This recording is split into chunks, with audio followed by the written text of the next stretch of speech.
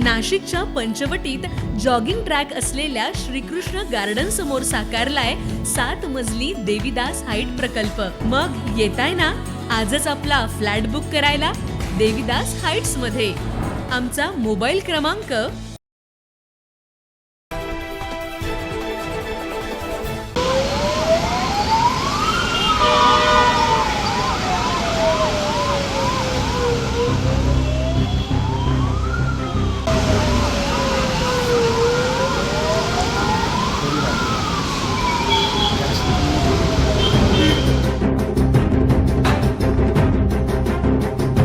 मागील 2 दिवसांपासून नाशिक शहरात उकाड्यानं नागरिक त्रस्त झाले होते।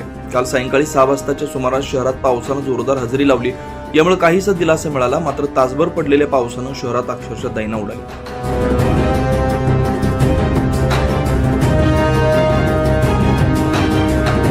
एका तासात तब्बल 39 मिलीमीटर पाऊस पडल्याची नोंद झाली।